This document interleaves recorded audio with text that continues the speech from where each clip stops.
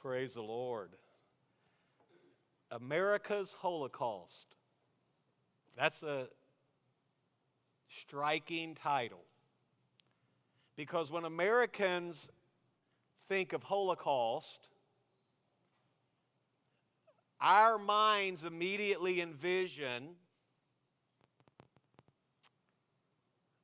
gruesome genocide of over 6 million Jews in concentration camps scattered throughout Nazi Germany. Anytime we hear the word Holocaust, that's what we immediately envision.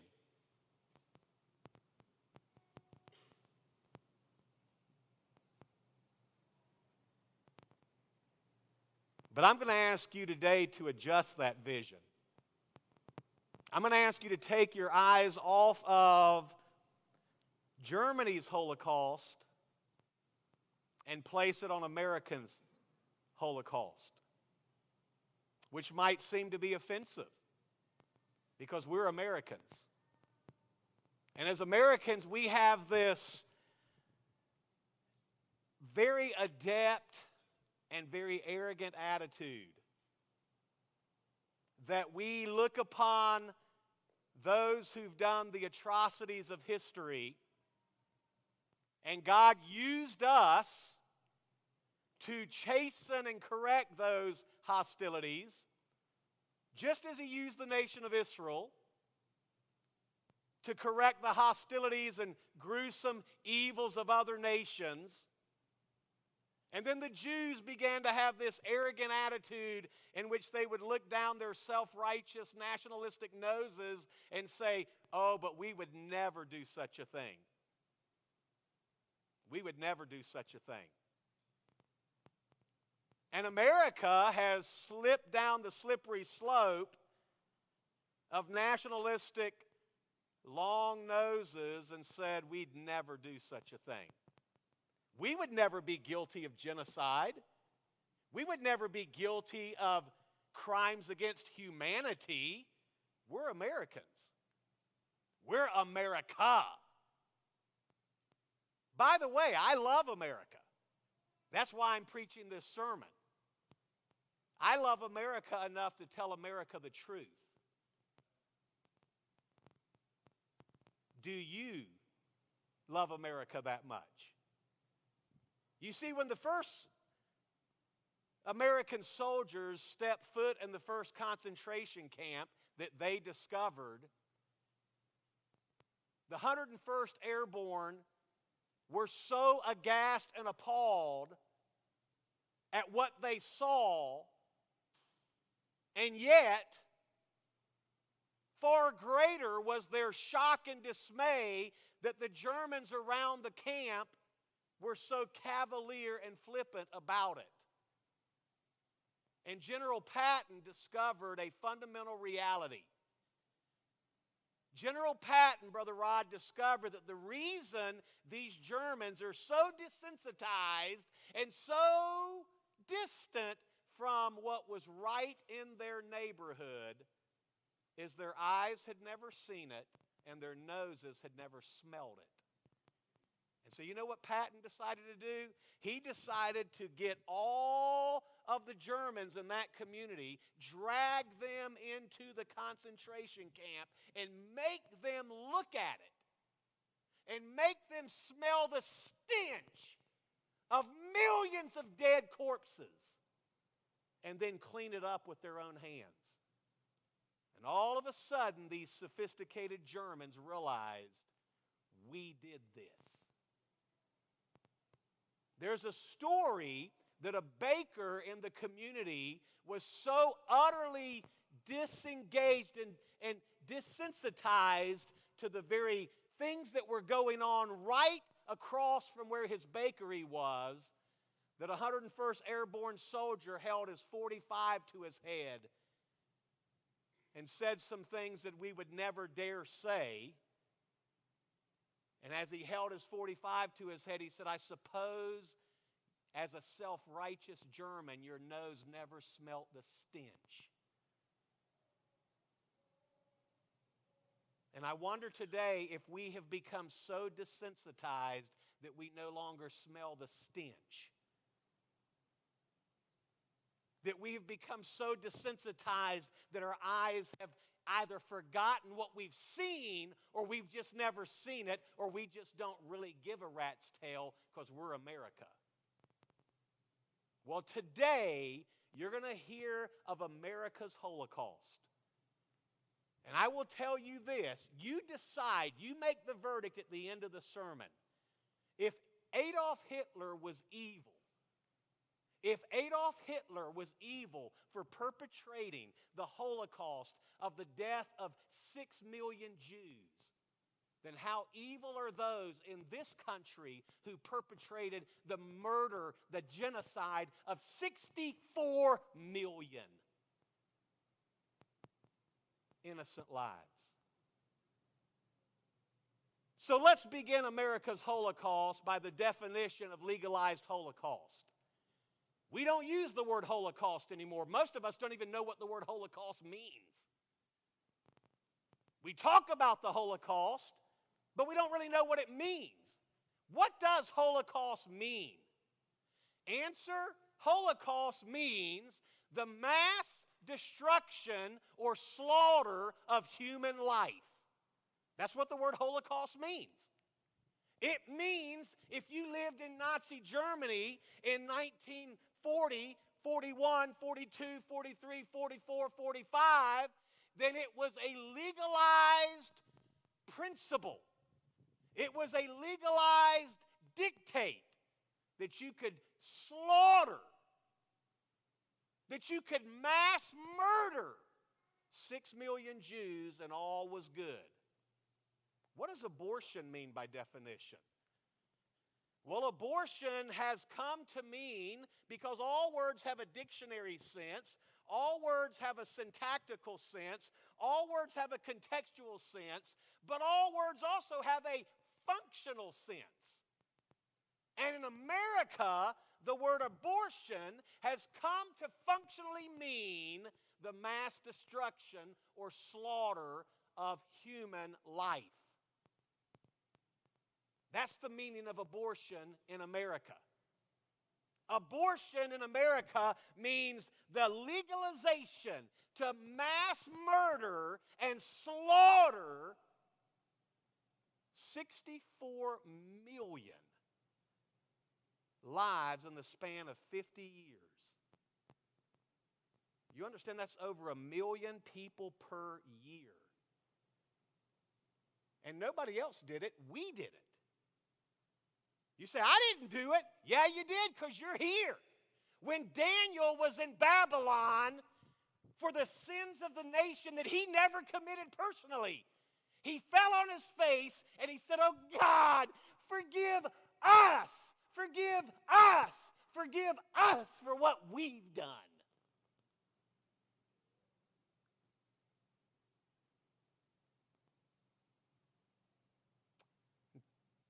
Notice, secondly, the date of legalized Holocaust. We're really specific.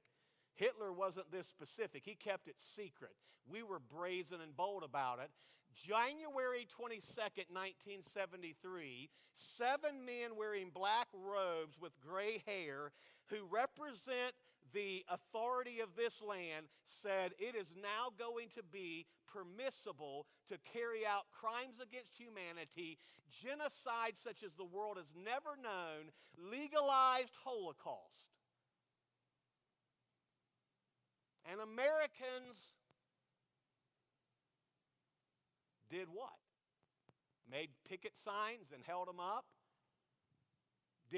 Made some signs that said, if you kill, don't murder and all this stuff. And the church kind of went on about her business. And yeah, once a year we'd have the life chains and we'd all line up on the street and we'd all kind of just hold our signs up and we'd talk the political talk about if we elect so-and-so, then he'll do this. If we elect so-and-so, he'll do this. And we went through all the little placating games while the whole time, every year, 1 million plus innocent lives are slaughtered.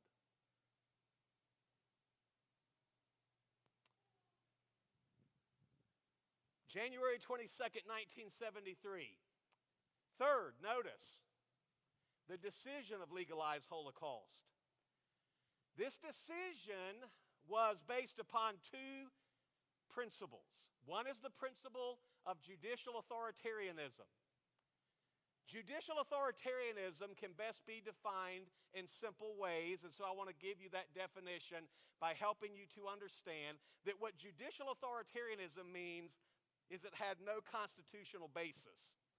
It had absolutely no constitutional basis, and 50 years later, 50 years later, 50 years later, 50 years later, after the fact, after 64 million lives are slaughtered and their blood is crying out from the earth to the Heavenly Father, then we say, this never had any constitutional basis. Now, what does all this mean? Well, what it means is that in 1973, America rejected divine law because the Bible categorically deals with the principle of abortion. I have preached so many messages on abortion in the last 38 years. And this is the first kind of message like this I've ever preached. Normally when I preach on abortion, I talk about the terminological aspects, the theological aspects, the theoretical aspects. I talk about all the explanations of the scientific elements and all that went in and all the court decisions and all that stuff. But you know what? All that stuff is now past. We're 64 million lives gone. We're 50 years later. And we just need to deal with the reality, folks. Reality is that what America did, not Germany, not Russia, not China, not Afghanistan, not Africa, not some other continent, what America did in 1973 was to say, God, you can take your word and shove it. We don't want what your word has to say. We won't listen to divine law. But we went even further than that. What judicial authoritarianism means is that in 1973, America also said you can take natural law and shove it. Divine law is what God the Creator says, His Word. Natural law is what God the Creator set forth in creation in the purpose of conscience, circumstance, history, and oh yeah, science. And when this judicial authoritarian led by Justice Blackmun, when they wrote their decision, at that time, unfortunately, we did not have all the intricate molecular DNA, chemical analysis, and the window into the womb that we possess now. So we were told that all we're doing is mutilating biological blob that is part of the woman's body. And then you began to have God send more sophisticated technological advances that allowed us to see into the window of the womb. And all of a sudden we discovered that this isn't just a massive biological blob. This massive biological blob has a heartbeat, has brain waves, has its own blood, has its own DNA, has its own molecular fingerprint at the moment of conception. It's not actually a part of the woman's body at all. Inside the body, but not part of the body. Has toes and fingers and eyes. In fact, we discovered that this little biological blob isn't just a fetus, it's a person. In fact, we now know why the Old Testament uses the same Hebrew word to talk about a human life out of the womb as it does a human life in the womb. The life in the womb is as much a child as is the life out of the womb. We now know why the word in the Greek text uses the same word for prenatal life as it does postnatal life. Because the prenatal life is every bit as much human life as is postnatal life. And we begin to have videos called the silent scream. And we begin to have other works written about how we know this is life. And America just said, we've had our decision in court. We've had our day in court. We reject God's law. We reject natural law and we embrace, are you ready for this? Governmental judicial tyranny. 7 men will be acceptable for this nation to commit the greatest, are you ready for this? Are you ready for this? The single greatest crime against humanity in the history of the world.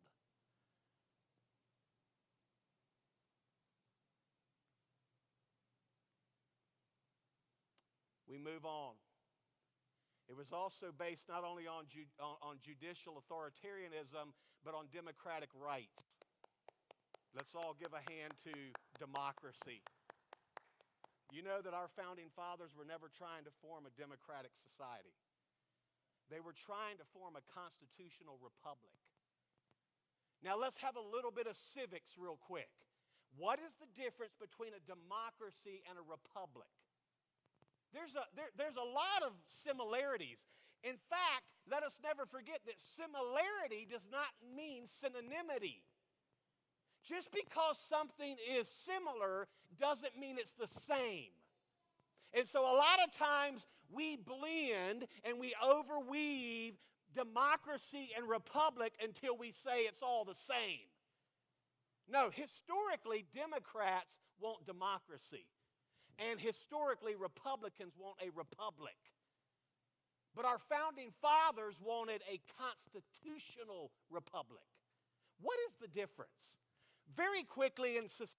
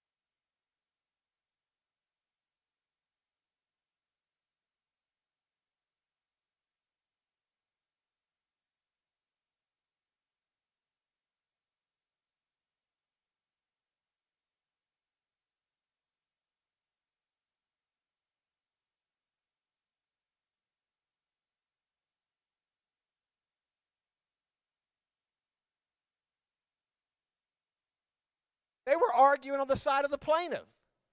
You see, Miss McCorvey had two attorneys. One was a Methodist and one was a Southern Baptist. And they were both graduates of the law school at Texas Austin. And they were looking for a woman. They had long been looking for a woman that they could present as a victimized, weak, hurt, feeble, abused woman. A woman who had been taken advantage of. And a woman who had had her rights stripped from her and as a result had conceived an unwanted pregnancy and had been abused and misused and was vulnerable and victimized and weak. They never could find a woman to do that. They looked and looked and looked. They couldn't find a single woman who wanted to abort her baby. And then they were told about Miss McCorvey. And Miss McCorvey agreed, a lesbian waitress at a lesbian bar in Dallas, Texas, agreed that she would let them argue her case if they would buy her some beer and a pizza. And from the agreement to buy some beer and pizza, Roe versus Wade was born. And the amazing thing is, Miss McCorvey never entered the courtroom. Never, ever even darkened the doorstep of the courtroom. It is argued that if she had been brought into the courtroom, the case would have never even gotten off the ground. They would have understood what they were really dealing with. But deception was in motion. She was presented as a victimized, virtuous, harmed, hurt woman whose rights were taken from her. When in reality, she was a lesbian that practiced bisexual behavior that was known until her death in 2017 as a self-absorbed, self-centered, wickedly evil woman by her own daughters.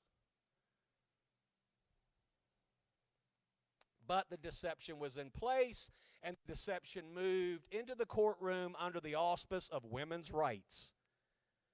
Really, it wasn't about abortion, because guess what? In America in 1973, what was the percentage of Americans who held to abortion? Percentage of Americans in 1973 who believed abortion should be permitted. Anybody know? It was roughly 5%. 95% of the Americans in this country said abortion is wrong. Today, I think, what is that now? Somewhat of around 50%. It's almost like split, maybe 45%.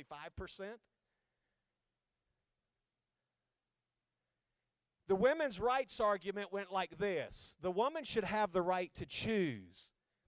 Now, that's a really cunning, crafty argument of deception, because in America, we value what? We value individual liberty. We value the right to make a choice. We value the right to be able to exercise your liberties. And so the attorneys represented the case as a right to choose. And they argued that the right to choice is always unconditionally limitless. Now, there's a major moral problem with that, because if I have the right to choose in an unconditional, limitless condition, then I can choose to murder you. And you should not say anything about it, because I've made that choice. Just like I can choose to murder my baby if I'm a pregnant woman, or I can choose to go steal something if I make that choice in an unlimited, unrestricted, unconditional sense. Because it then leads to the next argument, which was a right to privacy. If I have an autocratic, unlimited, unconditional right to choose, then you have no right to invade my privacy and tell me I don't. Now, we haven't even mentioned the word abortion, because 95% of Americans opposed abortion, but 100% said everybody should be able to make their own choices. 100% said, surely the Bill of Rights upholds privacy, and I don't want my privacy infringed upon, so let Miss McCorvey have her privacy. The problem with that is if I have unconditional, unlimited, unrestricted, choice and privacy, then I can do anything I want to in private. Anything. I can rape my children in private. Who are you to tell me I can't? I can privately go and steal everything that belongs to Chris Miller. Who tells me I can't? You can't infringe on my privacy. I can, even if I'm a pregnant woman, privately murder my baby. That's my choice and my privacy. You don't tell me otherwise. I'm an American. And then that was added to that, not only the right to choose and the right to privacy, but the right to health care. And all Americans who were opposed to abortion said, by all means, every American should have the right to health care. And the deception was set. And all Americans listened as this Southern Baptist and Methodist attorney argued their plaintiff's case, no one ever seeing or knowing or hearing from the plaintiff that she had choice, privacy, and the right to health care. And from that came a judicial, authoritarian decision that said, to hell with God, to hell with nature, here's our decision. Oh yeah, by the way, to hell with the Constitution. We're not a constitutional republic. We're a democracy, and the power of this democracy says that 7 men are the majority. And 50 years later, if we put the crosses, if we had like an abortion cemetery like we do in Arlington Cemetery, can you imagine how many white crosses would be out there today?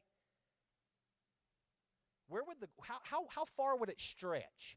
How many crosses, how many acres would it take to have a burial site for every life murdered by abortion?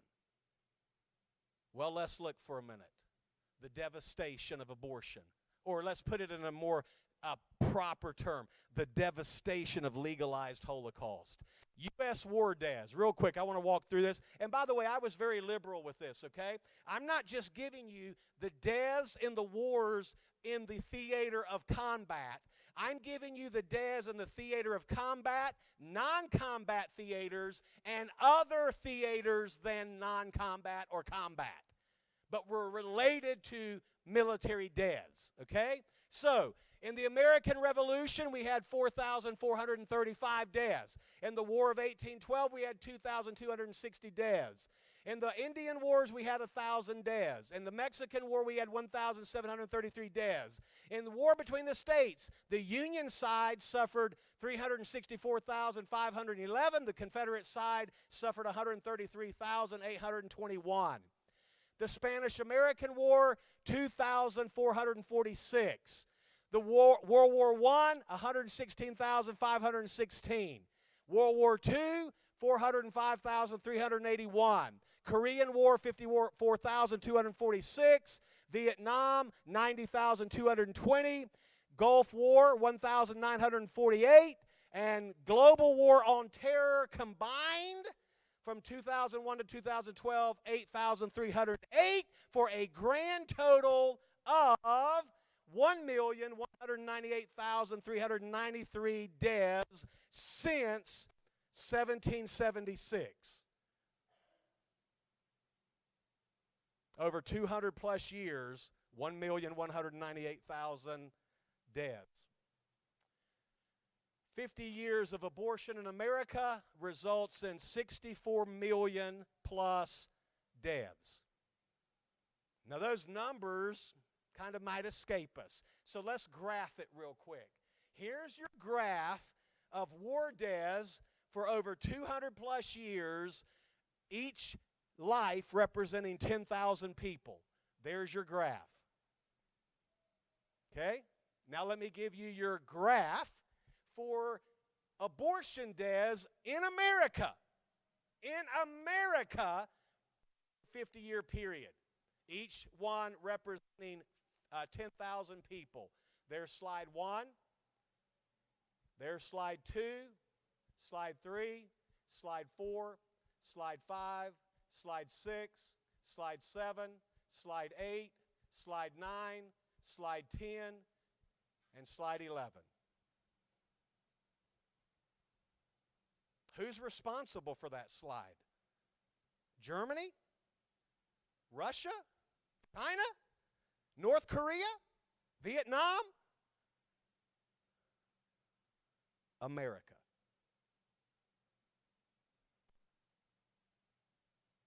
Which leads us to the deeds of legalized Holocaust.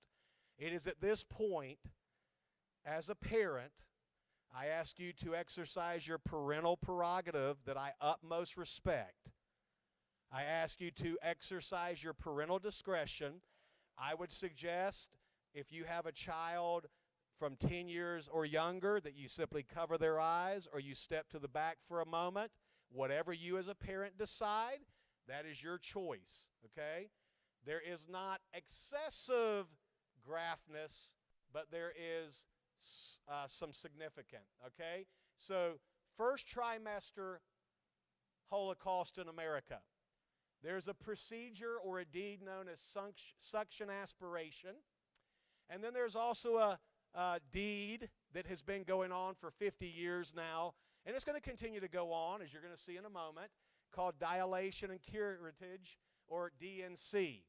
Okay, we are going to look at the less graphic, because the DNC is a procedure that is not done by suction. It is rather done by mutilation with a knife instrument. And I won't have to go into any more than that, but if you are with me in Nazi Germany and we were with a general by the name of Patton, Patton would say, all you people come over here, all you people look right here, smell right here, look at it, see it. That's what Patton chose to do. And that's what we're doing now. So here's what we've been doing for 50 years now in first trimester abortions.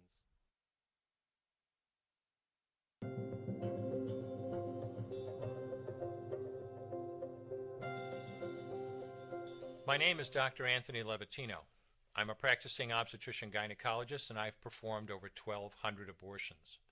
Today I'm going to describe a first trimester surgical abortion called suction DNC, dilatation and curettage. This is the most frequently performed abortion and is used typically from 5 to 13 weeks of pregnancy. After administering anesthesia, the abortionist uses a speculum like this. This is placed inside the vagina and opened using this screw on the side, allowing the abortionist to see the cervix, the entrance to the uterus. The cervix acts as a gate that stays closed for the duration of pregnancy, protecting the baby until it is ready for birth. The abortionist uses a series of metal rods called dilators, like these, which increase in thickness, and inserts them into the cervix to dilate it, gaining access to the inside of the uterus where the baby resides.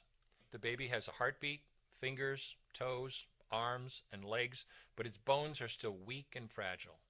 The abortionist takes a suction catheter like this one. This is a 14 French suction catheter. It's clear plastic, about 9 inches long, and it has a hole through the center. It is inserted through the cervix into the uterus. The suction machine is then turned on with a force 10 to 20 times more powerful than your household vacuum cleaner. The baby is rapidly torn apart by the force of the suction and squeezed through this tubing down into the suction machine, followed by the placenta. Though the uterus is mostly emptied at this point, one of the risks of a suction DNC is incomplete abortion, essentially pieces of the baby or placenta left behind. This can lead to infection or bleeding. In an attempt to prevent this, the abortionist uses a curette to scrape the lining of the uterus. A curette is basically a long-handled curved blade. Once the uterus is empty, the speculum is removed and the abortion is complete. The risks of suction DNC include perforation or laceration of the uterus or cervix, potentially damaging intestine, bladder, and nearby blood vessels, hemorrhage, infection, and in rare instances, even death. Future pregnancies are also at a greater risk for loss or premature delivery due to abortion-related trauma and injury to the cervix. As I mentioned at the beginning, I'm Dr. Anthony Levatino, and in the early part of my career as an OBGYN, I performed over 1,200 abortions. One day, After completing one of those abortions, I looked at the remains of a preborn child whose life I had ended, and all I could see was someone's son or daughter. I came to realize that killing a baby at any stage of pregnancy for any reason is wrong. I want you to know today, no matter where you're at or what you've done, you can change. Make a decision today to protect the preborn. Thank you for your time. I will no longer do any more abortions. When you finally figure out that Bring the killing... lights up. So when you hear a state today say, we're taking a massive step, we will not allow abortion past 15 weeks. That's what will be done in that state. So when Florida, as a conservative state, is attempting to promote a limitation that extends to 15 weeks, that's first trimester abortions. That's mutilation of human life. That is unacceptable in the sight of a holy God. God's not up in heaven saying, oh man, I'm really glad that you're going to only murder babies that are up to 15 weeks old. Okay? Or when Texas says, hey, we're going to cut it off by 6 weeks, which, praise God, we've now corrected even that. And we live in the state that is making the best decision, praise God. But we live in a country that is still saying, okay, you live in Texas and you don't like their law, you can go somewhere else and have your baby murdered. We'll accept that. That's a legal right. We're still defying divine right and natural right under judicial tyranny. This is what's happening. Second trimester murder of babies includes what is called a D&E. There's also another form of murder called abortive hysterectomy. We're not going to look at an abortive hysterectomy, but let me simply define that for you. Women go in to the office, or to, in this case, the actual hospital setting. They have what is known as a cesarean section where the abdomen is open, the baby is taken out, and then the baby is laid to the side and allowed to die on his or her own, or their death is accelerated by purposeful intervention by the doctor or the nurse. That's what goes on in America in second trimester abortions, which is actually human genocide and an act of crime against humanity. It's a Holocaust. Dilation, evacuation, we're going to look at. Again, parents, I urge you to take your steps as you feel necessary. Disciple and educate your kids. If we could get the lights, here is a second trimester action in America today.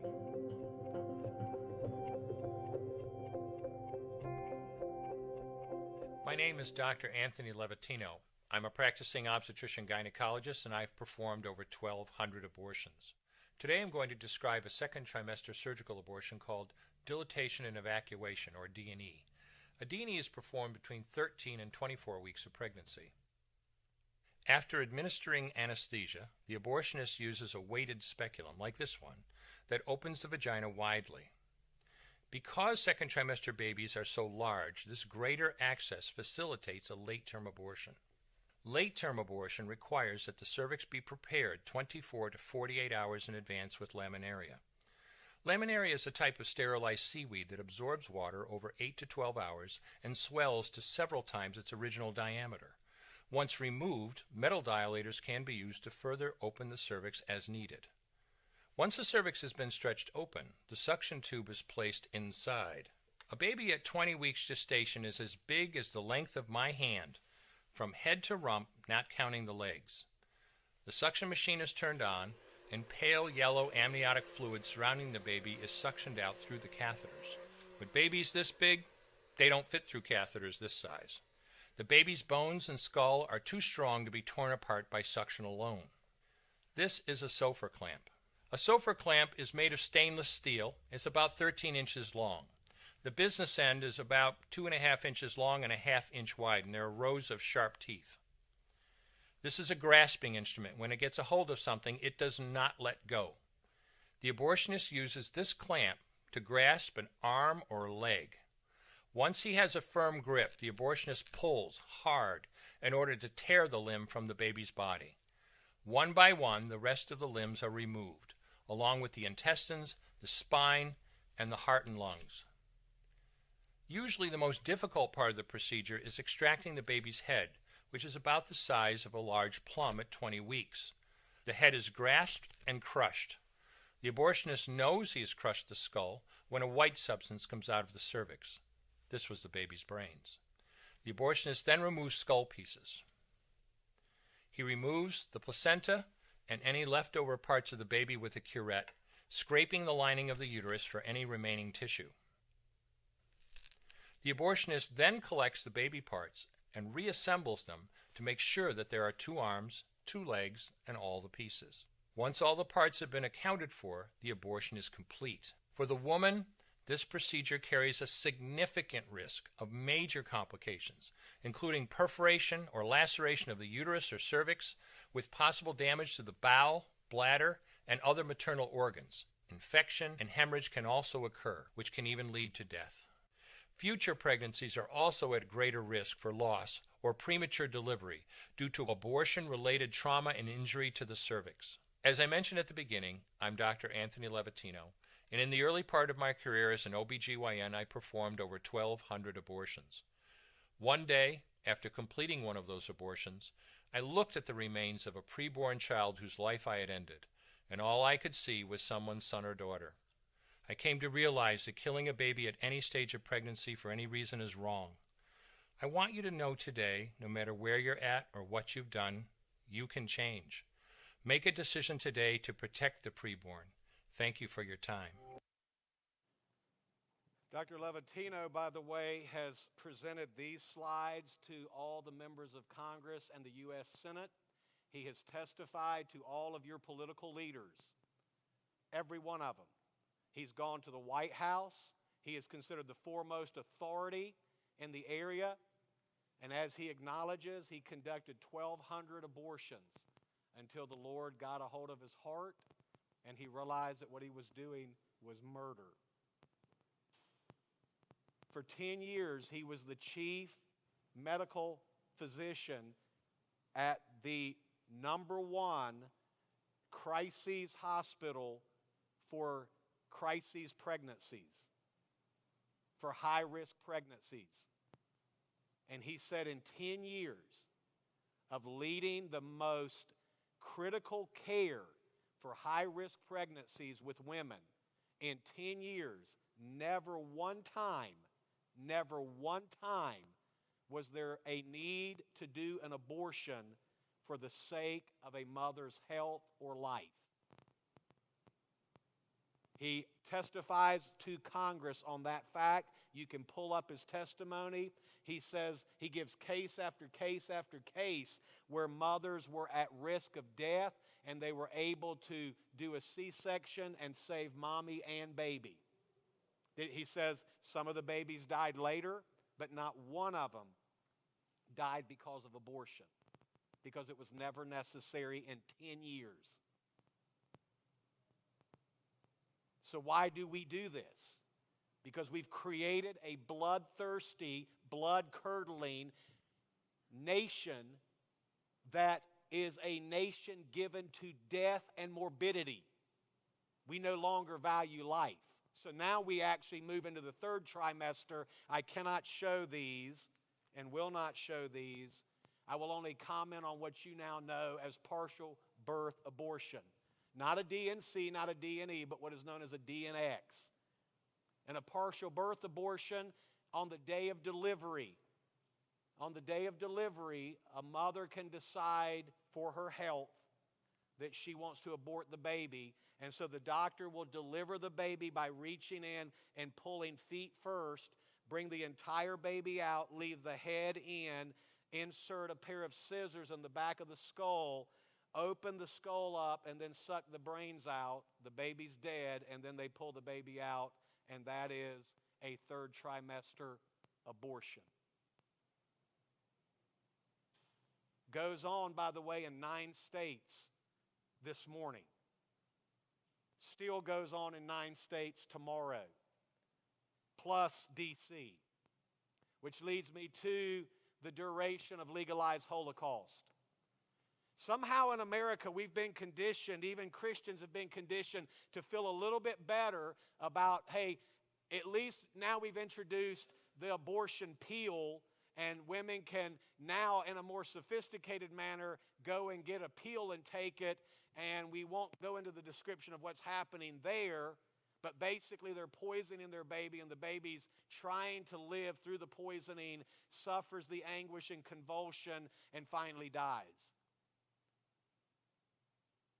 But somehow we get a little bit better in our stomach about, well, it was early, the baby was smaller, the baby was not fully developed, so we feel somewhat a little bit better about that somehow. I don't know how we do that, but we do that.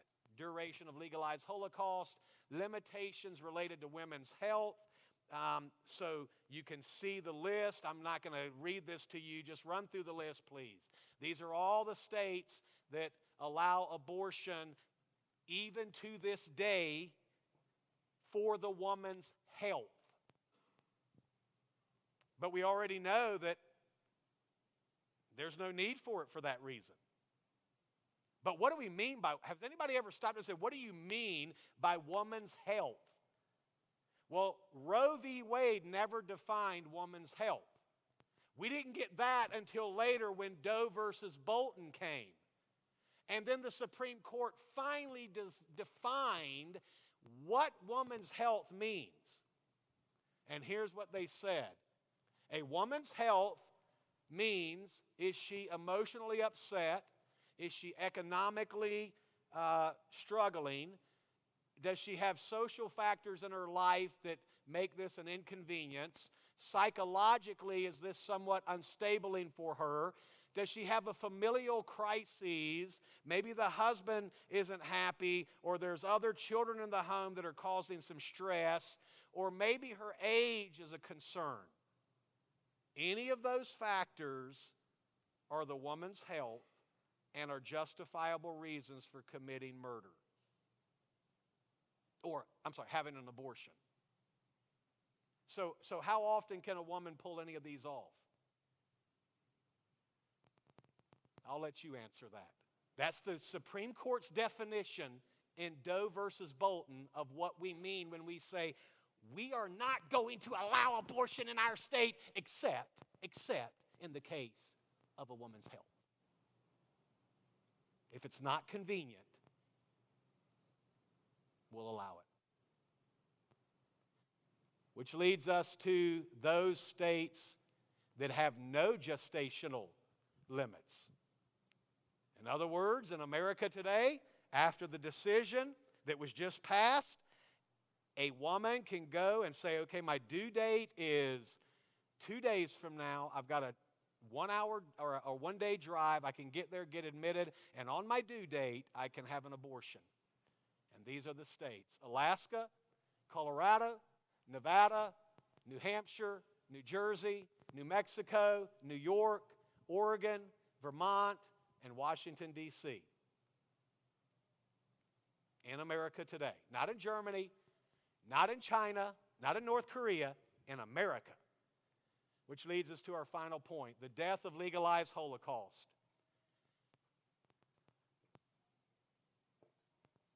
What has died since 1973 in this country? It's Sunday, but I want somebody to answer. 64 million plus. We're still counting. Abortions are going on today. Abortions will go on tomorrow. Abortions will go on all next week in America. But what else has died in America since 1973? Well, in 1973, how many Americans believed abortion was okay? 5% is the estimated percentage.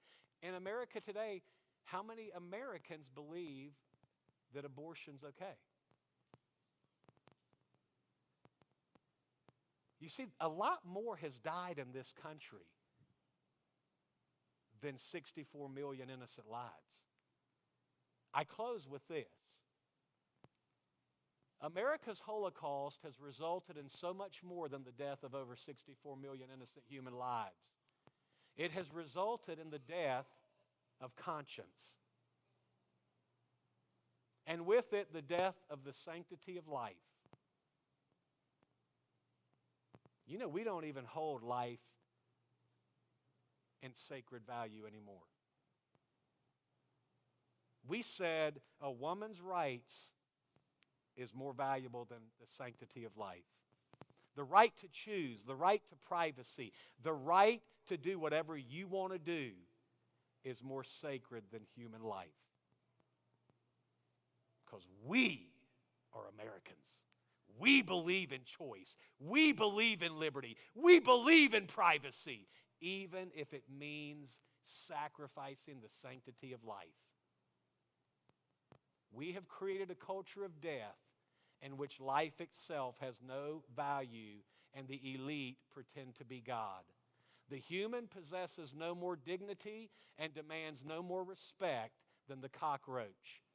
You say, John, how can you say that? Because there are actually books written by university professors that are being pilfered and taught throughout this entire nation that uses that line in them. Human life has no more dignity or value than the life of a cockroach. What do you do when you see a cockroach? You step on it. What do we do in America when we see something we don't like?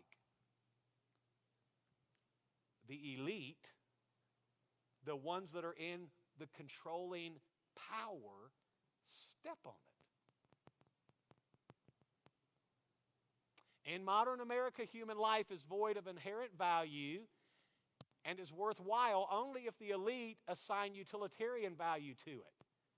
In today's America, the value of life now resides in the hands of the individual state powers